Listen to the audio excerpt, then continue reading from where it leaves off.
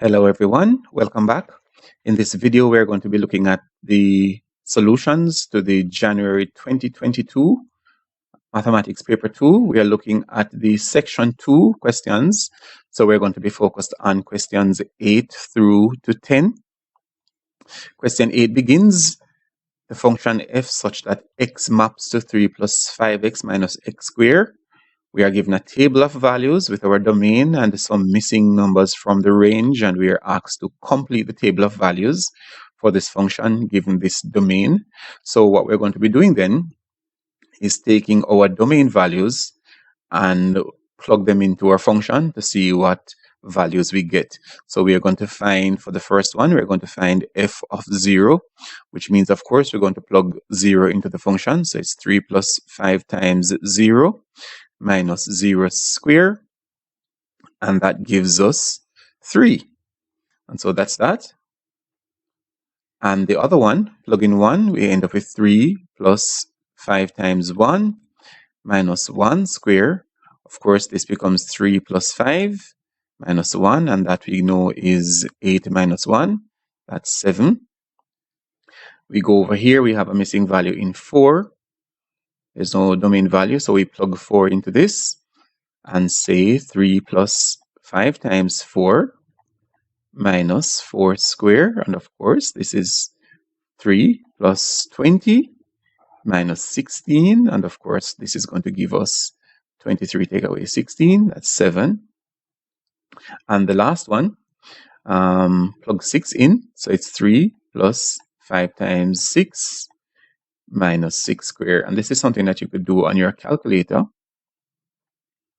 And since it's the same thing that you're repeating all the time, so it's 33 minus 36, and that gives us a negative 3.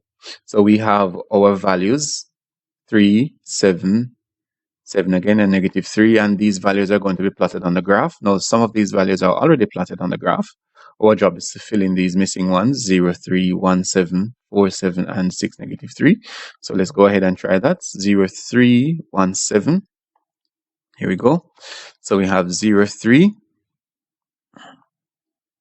0, 3 would be here, right here at that point. Now 1 to 7 would be right here at that point, right where the lines intersect. Let's look back at the other two, 4, 7, and 6, negative 3. So we have 4, 7, and 6, negative 3, and that's going to be down here. So we have our values for the function, the coordinate pairs, and we have plotted our points in. Now we need to put a smooth straight line through them. So I'm going to try to do that to get a smooth straight line through these points. So we're going to go all the way up here to 3, and then all the way up there to that point, go through that point, go through that point, and we're coming down. It's a little bit wobbly there, but that's essentially the idea. You keep looking at the next point. So even though I'm drawing it on the screen, it's still coming out not too bad. It's a little bit wobbly, but this is pretty much the idea of the curve. And so once we have drawn the curve, we need to do some things with it. And two of the things we need to do with it is to look at the equation of the axis of symmetry. Now, the axis of symmetry is the line that passes through the middle of the graph. So you look at the graph, and quadratic functions are symmetric about a number on the x-axis. So you look at that. So which line would be in the middle? And once you look at it, you realize that this line here falls right in the middle of the graph. So you notice that over this side is the same as that side. So the equation of the axis of symmetry, of course, you write it halfway between 2 and 3. The equation is x is equal to 2.5, and that is what they mean. That is what it means to write down the axis of symmetry, the line that splits the graph exactly in two. And of course, now we need to write down the maximum value of the function. The function goes up, then comes back down, so you will understand that it has a maximum. It reaches a value where it doesn't get any higher. And so looking from this, we can estimate it to be here. On our y-axis, we notice that 1 centimeter to 1 unit. So each of these tiny boxes here is 0.2. That's important to remember. And so here we have 9. So I'm at 9.2 there. It's a little bit above 9.2 based on how my graph is drawn. But I'm just going to estimate it and leave it there as y equal 9.2. That's how it's looking on the graph. It could be lower, it could be a bit higher. You could verify it by using the completing the square method to see what the actual number is, but I don't think that's necessary in this case. Just use an estimate there based on how your graph looks. All right, so let's move on to the next part of the question. The next part of the question has a function. Write down the coordinates of the point where the line y is equal to 3 minus half x, where it crosses the x-axis. Now, when the function crosses the x-axis, it means that your y value is 0. So, for example, look here. This function crosses the x-axis here, and it crosses the x-axis here, and at those two points, y is 0. So what we need to do is to let this function be equal to 0. So we're going to write it down. 3 minus a half x is equal to 0. And then once we do that, we get an equation and we solve it. Therefore, 3 is equal to half x. And solving this, multiplying everything by 2, we end up with 6 is equal to x. So it will pass at that point. So we need to write down the coordinates for that. And the coordinates is that since y is 0, x is 6, so we have 6, 0. Remember, the coordinates are in the form x, y. So the x value is 6, the y value is 0. Now, where does the line cross the y-axis? When it crosses the y-axis, looking back at this graph, it means that your x is 0. So wherever x is 0, that's where your function crosses the y-axis. As in this case, it's 3. So we're going to set x equals 0 here. So we have y is equal to 3 minus half x, but x is 0, so it's pretty much saying y is equal to 3 minus half of 0. And of course, that is just telling us that the value here is 3. So the coordinates here, the x number is 0, and the y number, y is 3. And then we are to draw the line 3 minus a half x. Now, we can use these 2 points to draw the line, because as you notice, it's a straight line. Y is equal to 3 minus half x. X to the power of 1 is a straight line. So we only really need 2 points to draw it. So let's mark them, 6, 0 and 0, 3. Let's mark them on our graph. 6, 0 would be here. 6, 0 is right there.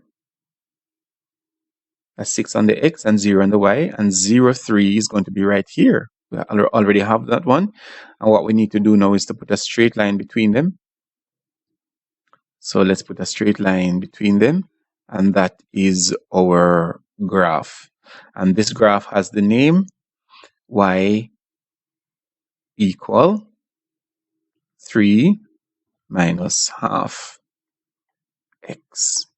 All right. So what do we need to do with it now that we have drawn it? So draw the line, and using your graph, determine the solution to the equations 3 plus 5x minus half minus x squared and y equals 3 minus half x. And what this is saying is that it's telling us to look at the intersections. So where do the two lines intersect? Where does this line, this straight line, intersect with the curve? And what we can see is that they intersect both here and here. So this one is easy. The solution here would be 0, 3. So let's write that one down. The solutions are 0, 3, x. Let's write that down. 0 on the x, 3 on the y. And let's look at the other one. This almost looks like it intended to be 5.5, but based on my graph and based on how my graph is drawn, what I'm seeing is 5.4 here on the x, almost 5.4, 5. It's almost by 5.5. So I'm going to estimate it there at 5.5. And the y value would be 0.2, 0.3. So 5.5 on the x-axis and going up 0.2, 0.3 there. So 5.5 on the x-axis and 0.3 on the y-axis. And notice that the equation is in both x and y, which means that you get two pairs of solutions. So that's why you have two x values and two y values. And so that would satisfy the question that we have here to solve this system of equations from the graph. Of course, you could solve it without the graph and get answers, but do not do that because the question did say use your graph. And you have to use your graph based on the graph you have, not based on the graph that somebody else has. And so answer based on your graph. All right, moving on. Here we are at number 9, and number 9 is a circle, starts with a circle geometry question. The diagram below shows a circle with the points P, Q, R, and S lying on the circumference. And we have some other things. We have RP is a diameter. That's important. It passes through the center of the circle. AB is a tangent. That's important as well. And the tangent touches the circle at one point. This point P. Angle APQ is 3x. QPR is 2x. And RPS is x. Angle QSP, of course, is 54 degrees. And we're asked to find angle x. Determine the value of angle x and show detailed working where necessary, where possible, and give a reason for your answer. All right. So looking at this angle here, we want to find this value. There are two ways that you can find this value that I'm seeing. It could be more ways, but two ways. One circle theorem says that the angle between the tangent and the chord, let's write that down. The angle between the tangent and chord is equal to the angle in the alternate segment. And if you're familiar with these theorems, then what it means is that this angle here, I'm going to color it so you can see it. This angle here is drawn between the tangent and the chord. This is the tangent.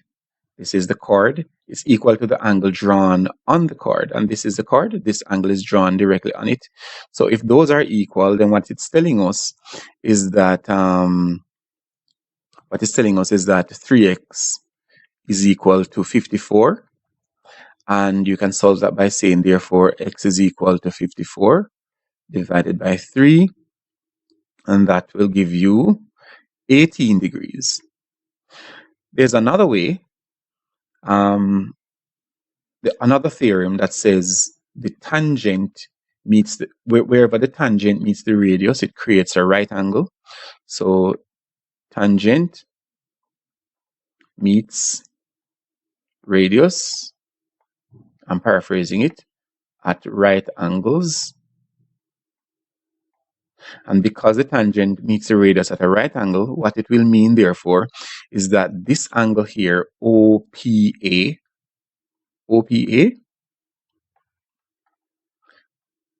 is equal to 90 degrees. And since OPA is equal to 90 degrees, you realize that OPA is made up of this 2x and the 3x.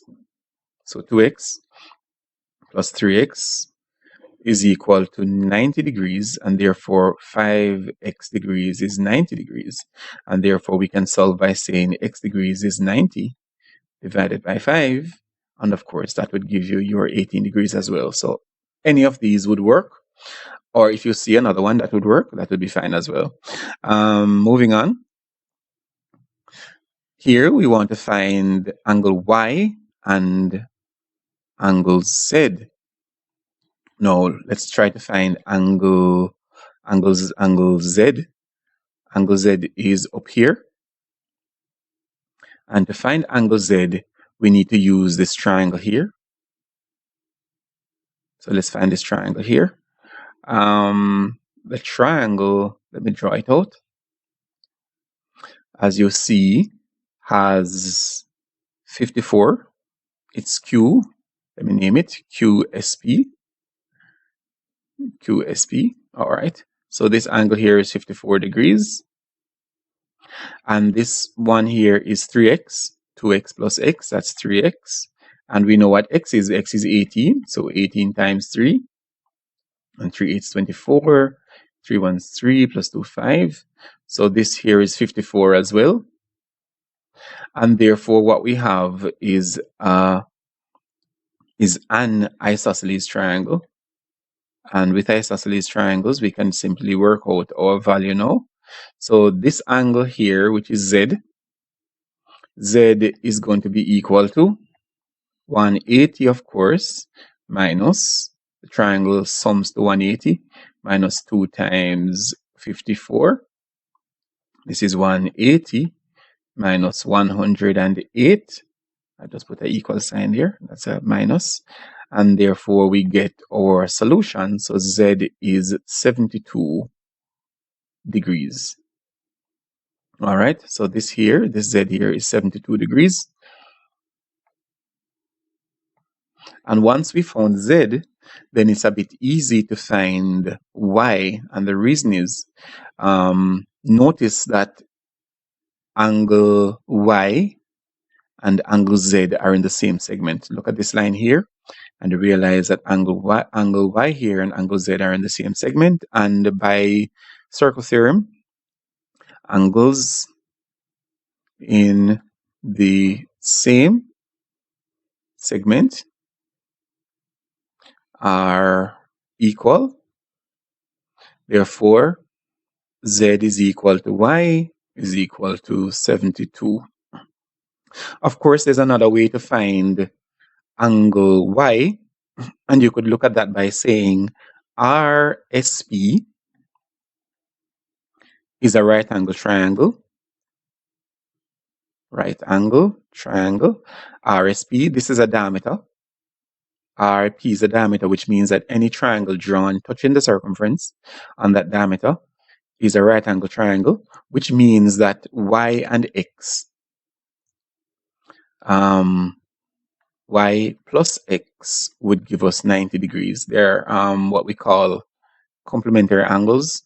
And we know that X is 18, so Y plus 18 is equal to 90, and therefore we could work it out that way and say Y is equal to 90 minus 18, and that of course gives us our 72 degrees. So there's more than one way to look at this kind of question, and your solution may well depend on your experience and what you see at the time. All right, moving on. Of course, you can pause and check and look up the theorems and make sure that you understand the solution. Moving on to the next question. That's part B of the question. Here we have some trigonometry. We have a diagram, the north, so it's a bearing diagram. We have an angle here which is 50, 88. We have 12 kilometers in this direction, LN. MN is 10 kilometers, and what we're told is that they are straight roads. That's important. And angle RLN is 25 and LMN is 88. Now we want to find angle MLN. MLN is this angle right here. MLN. So we want to calculate that angle. And to calculate that angle, we're going to be using this triangle here. And what we notice is that we have two sides and one given angle, which tells us that we can use the sine rule. So we can start by saying the side over the angle. So 10 over sine MLN is equal to 12 divided by sine 88. So we start by writing it down that way. Of course, we're going to do a little bit of cross multiplication. So we have 10 sine 88 is equal to 12 sine mln. Do a bit of division here. And what we get is that the sine of mln is equal to 10 sine 88 over 12. And you can put that in your calculator. The sine of mln is equal to 0.833. Pause and check that on your calculator to make sure that it's correct, and make sure that your calculator is in degree mode. And now that we have the sine of the angle, we can go ahead and find what the angle is by using the inverse sign. So mln therefore is going to be equal to the sine inverse of 0.833. And of course, remember to make sure your calculator is in degree mode. And once you punch that in, you're going to get 56.4 degrees. All right, so that is angle MLN, 56.4 degrees. I'm just going to go ahead and write it in there, 56.4 degrees. Next, we have 56.4 degrees. Let me just write that in again. All right. Next, we're asked to calculate the distance NR. Now, NR is on this triangle right here.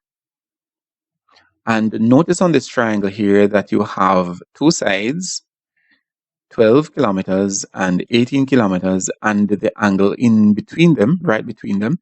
And that tells us that we can use the cosine rule. And of course, the cosine rule would say that NR square. So NR square is going to be equal to 12 square plus 18 square minus 2 times 12 times 18 cosine of the angle, 25. And you can just go ahead and punch all of this in your calculator at once. No need to work it out bit by bit. And once you punch that into your calculator, you end up with NR square is equal to 76.475. And then, of course, we need to find the square root. So NR is equal to the square root of this, 76.475. And that gives us 8.75 kilometers. So NR would be 8.75 kilometers. So we have found our distance using the cosine rule. And then it says, determine the bearing of tone R from tone L. Now, this is tone R, and this is tone L. Now, remember, bearings are measured in a clockwise direction, and we use 3 figures to represent the bearings. So this is our north, 0, 0, 0, and we measure that direction. So our bearing is going to be, to get from the north line to L, we have to go through this angle. And that angle there represents the bearing that we need. And conveniently, it's easy to work out in this case because we have all the pieces. So the bearing of tone R measured from tone L, that's what it means, R from L. We simply need to add up those angles. So 50 degrees plus 56.4 degrees plus 25 degrees. We add all of that up, and we end up with 131.4 degrees, and that is our bearing, and that is our answer. And we're finished with this part of the question. Okay, moving on to the other part of the question. We are now at number 10. And number 10 is a vectors question. Well, it starts off as a vector question. We have the graph here, and it says OP and R are shown in the grid below. O is the origin, that's the center. Write the position vector of R, OR, in the form AB. So this is the component form. So we're going to write it down. So this is the point R, and we can draw in that vector there if we want to. So let's draw it in. There's a vector, and that is a vector OR. And OR, simply writing it in its component form is simply to write it in this direction, to write it as a column matrix. So we put the X number first. So it's 5, and then the Y number, 1. And that's it. We're finished. That is OR. There's another point Q that is located in such a way that QR is equal to 2, negative 4. Using this information, plot the point Q on the graph. Well, if we're going to plot Q, we need to find the coordinates of Q first. So what we know so far is that QR is this, and we want Q. So how do we write down the position vector OQ? To get from O to Q, we would need to go from O to R, and then travel from R to Q, and that would give us OQ. Now, OR we know, we just wrote it down, it's 5, 1.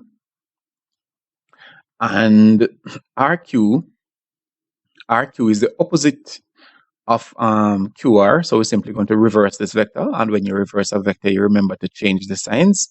So it's plus negative 2, and this 4 is negative, so we change that. You reverse the signs on it, and we simply add those two together. And 5 plus negative 2 here gives us 3, and 1 plus 4 gives us 5. So the coordinates will be 3, 5. Remember, this is the vector form. These are the coordinates. So the coordinates will be 3, 5. So let's mark this point on the graph. I'm going to mark it here.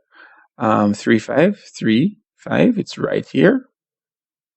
Right there. Probably should put it in black, make it so that it's easier seen. Oh, well, probably the red is easier seen. I don't know. All right, so there's a point. And that is the point. So we could even draw in the position vector if we wanted, but no reason. It just says use this information to plot the point. So we have plotted the point. All right, next part of the question says determine. So let's put the point here. That's where it was. Determine QR, that is, this means magnitude. Magnitude is length. Determine QR, the magnitude of QR. And we're going to do that by doing some calculations. So QR, let me draw back QR. This is QR. And we're going to work out the magnitude of QR, or the length of QR. And the length of the vector is simply to use Pythagoras' theorem. So the length of the vector QR, let me tidy that up. QR is going to be equal to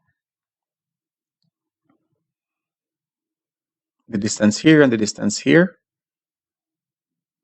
5 square plus 1 square. Okay. No, I'm writing down the wrong one. It says to find the distance QR, and I'm writing down OR. So QR was 2, negative 4. So let's write that down. So it's QR was 2, negative 4. So we're going to find the length of that. So it's 2 square plus negative 4 square. Okay. And that gives us the 2 square is 4 plus 4 square is 16. And that tells us that the length of it is square root of 20, whatever that unit is. So we have found QR. And then now the question says, show by calculation that OPQR is a parallelogram. So let's draw that shape first so we can have a look at it. OPQR.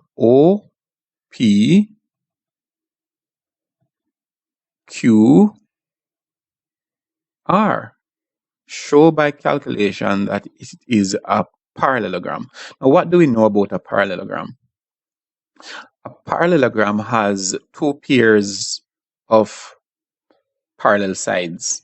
So this side here is parallel to this one and equal to it, and this side is parallel to this one and equal to it. Now we just worked out QR, and QR is, here's a Q. QR is, this is the length of QR, root 20. So we need to work out the length of OP. So what is the length of OP then? So the length of OP, the vector OP would be -2, 4. So OP is -2, 4. And as you look at it, you'll realize that it's the same thing as that, which means that it's going to give us -2 square plus 4 square, which is going to tell us that the length of it is 20 units. So this side is equal to this side, and not just equal to it, but they're parallel as well. And then we need to find PQ. So PQ and OQ, and OR rather. So OR, what is OR again? OR is equal to 5, 1. And so when we find the length of this, it's going to be 5 square plus 1 square, which is going to be the root of 25 plus 1, the root of 26. And that side is going to be parallel and equal to this side. So when we look at PQ is the same 1, 2, 3, 4, 5 in that direction, 1 up. So PQ is equal to 5, 1, which gives us the same calculation as that. And so we can see by calculation that OPQR is a parallelogram. Remember, parallelograms have opposite sides parallel and equal. SITE, opposite sides parallel and equal. And this is the argument, EQUAL. This is the argument we use to prove by calculation. We could have used another way by just stating the fact that this is parallel to this and this is parallel to this, therefore parallel and equal, therefore it is a parallelogram. But the question says by calculation, so do the calculation. And once you do the calculation, you realize, okay, cool, it's they're the same. So it's a parallelogram. All right, moving on. Here we have a matrix question, and it says calculate the value of x and the value of y in the matrix equation below. Now it's matrix multiplication, so we need to do some multiplication here. Remember, we multiply row by column. So we're going to multiply row by column. So it's 1 times -4, that gives us -4, plus 5 times 2, that gives us 10. Row by column, 1 times -4, 5 times 2, that's 10. Then 1 times 1, that's 1, plus 5 times 9, 5 nines are 45. Then that's the first row, first column, first row, second column. Let's go to the next one. So it's now this row times this, 2 times -4, that gives us -8 plus 2y. And then 2 times 1, which is 2, plus 9y. And this now is equal to this, which is x 46, 6, and 65. Let's break it down a little bit more. So 10 minus 4 here gives us 6. This is 46. And this is 2y minus 8. And this is 9 plus 2y. And as you can see, then just simplifying that up there, x 46, 6, and 65. So notice that these two are the same, and they should be. So here, x is equal to 6. We can see that clearly. From here, this position is equal to that position. So x is 6. And then we have in the second line here, 2y minus 8. 2y minus 8 is equal to 6. and 9 plus 2y is equal to 65. So whichever one you want to use, you can use to solve to find the value of y. Let's use this one first. 2y minus 8 equals 6. So 2y minus 8 equals 6, which means that 2y is equal to 8 plus 6, which is 14. So 2y gives us 14, and therefore y is equal to 14 divided by 2, which gives us 7. So we have our value there. Y is 7. And then we could use the other one, the same result. So 2y plus, no, I reverse it right here. What a bad person I am. It's 9 plus 2, right? 2y, and I wrote it the other direction. So 9 plus 2y. So 9 plus 2y, no? All right, 9 plus 2y. 2y plus 9. Oh, funny. 2y plus 9. This is what I'm saying, and I have it up there differently. 9y plus 2. Let's just correct that. Why sometimes it happens that way when you're writing it down. It is what it is. 2 plus 9y. All right, so 9y plus 2 gives us 65. And then, of course, 9y would be equal to 65. Take away 2. So 9y gives us 63. And dividing 63 by 9, you end up with y is equal to 63 over 9 equals 7. So I didn't have to solve it again, but just showing you that whichever of them you chose, it wouldn't have mattered. It would have ended up with the same solution. All right, so we have done that. We have found x and y in the matrix equation. And so we have one last thing to do, and that is to finish this question. A transformation T represented by the matrix 0, 1, 1, 0 maps S, which is 2, 5, onto S prime, which is 5, 2. And the most obvious thing you can see here is that the coordinates in the pair are switched around. So 2, 5 becomes 5, 2. There's only one transformation that does that. And it's not something you can work out. Well, if you have time, you could actually draw a plane and put in the points 2, 5 and 5, 2. And what you would see is that they fall on either side of that line, 2, 5 and 5, 2. But from experience, and this is all I can say about this question, is that from experience you will see it. If you can't see it, then what you'd have to do is to draw a plane, put it in, and try to work it out. It's going to be a bit difficult working it out with one pair of values to see what it does, but this is what it is. Describe the transformation fully. The transformation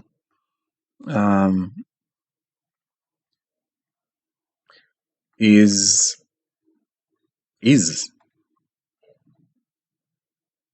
let's go again, is a reflection in the line y equal x. And if you have some trouble with that, then I'm going to recommend that you go and watch some of our videos on transformations, especially on these. A lot of information is given in those videos, and here I'm just dropping this here, this in the solution for you to look at.